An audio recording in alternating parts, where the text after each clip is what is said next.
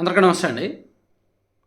రామ్ గోపాల్ వర్మ వివాదాస్పద దర్శకుడు అనే కంటే హాఫ్ అదేదో వీడియోస్ తీస్తాడు కదా, అడల్ట్ వీడియోస్ మాత్రమే తీసే ఒక దర్శకుడు, అడల్ట్ సీన్స్ చేసే ఒక దర్శకుడు. యాక్చువల్లీ ఆయన చాలా ప్రతిభావంతుడు. నిజం చెప్తున్నా, ఓపెన్గా చెప్తున్నా. రామ్ గోపాల్ వర్మ మాట్లాడే తీరు కానీ, మేధస్సు కానీ, ఆయనకున్న అపారమైన విషయ పరిజ్ఞానం కానీ, ఆయన సినిమా తీసే విధానం కానీ, స్క్రీన్ ప్లే రైటింగ్ కానీ అద్భుతంగా ఉంటుంది.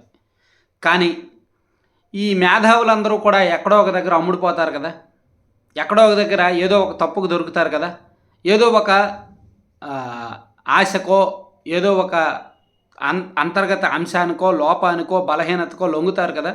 సో అలాగే రామ్ గోపాల్ వర్మ అనే వ్యక్తి కూడా ఒక బలహీనతకో, ఒక ఆశకో, దేనికో ఒకదానికి లొంగి వైసీపీ కార్యకర్త కంటే హీనంగా, వైసీపీ సోషల్ మీడియా పేటీఎం కార్యకర్త కంటే హీనాతికి హీనంగా తయారైపోయారు.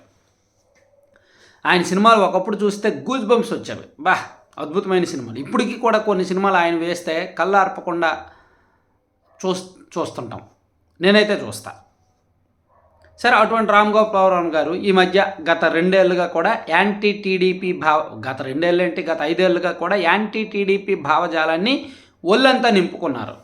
జై జగన్ అనే నినాదాన్ని ఒళ్ళంతా పూసుకున్నారు. సో ఆయన తీసిన సినిమా వ్యూహం అనే కంటే ఆయన చేత YCP తీయించిన cinema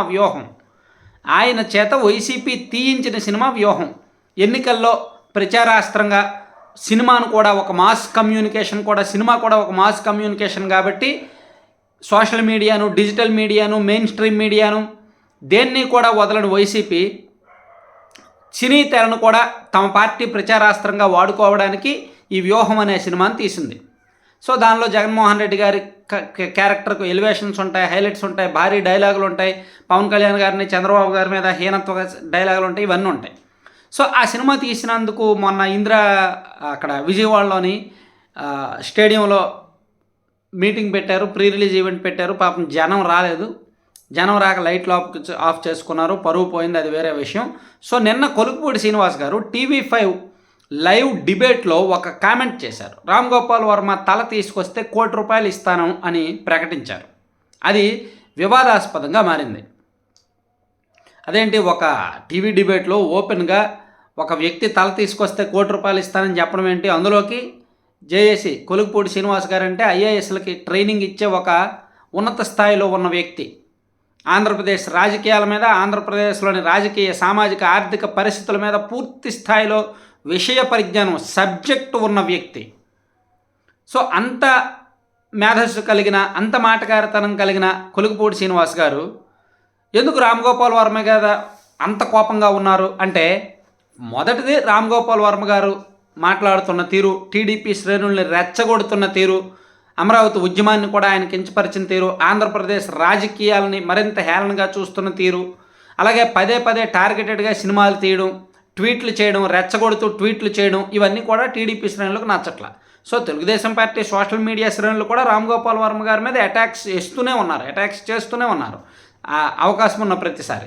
so Kolikapudi Srinivas గారికి అవకాశం వచ్చింది కాబట్టి, మరింత మండింది కాబట్టి, తన మంటని, తన బాధని, తన ఆవేదనని, తన కోపాన్ని, తన క్రోధాన్ని ఒకేసారి బయటపెట్టారు. నిజానికి అలా కామెంట్స్ చేయకూడదు. ఓపెన్గా లైవ్ డిబేట్లో అటువంటి కామెంట్స్ చేయకూడదు. కానీ ఆయన ఆవేశాన్ని అదుపుకోలేక, ప్లస్ ఆలోచనగా కూడా ఆయన మళ్ళీ చెప్పాడు, ఐ రిపీట్ మై వర్డ్స్ అని చెప్పాడు. ఒకవైపు TV5 సాంబశివరావు గారు ఆపండి, మీరు ఆ వర్డ్స్ వెనక్కి తీసుకోండి అని చెప్పినా సరే కొలుకుపూడి శ్రీనివాస్ గారు ఒప్పుకోవాలి. ఐ రిపీట్ మై వర్డ్స్ అన్నారు. సో దీని మీద వైసీపీ శ్రేణులు కొంచెం ఆయన మీద ఏమైనా కేసు కట్టొచ్చా, ఓపెన్లో పబ్లిక్లో ఇలా మాట్లాడారు కాబట్టి, లైవ్లో ఇలా మాట్లాడారు కాబట్టి ఏమైనా కేసు కట్టొచ్చా అని ఆలోచిస్తున్నారు.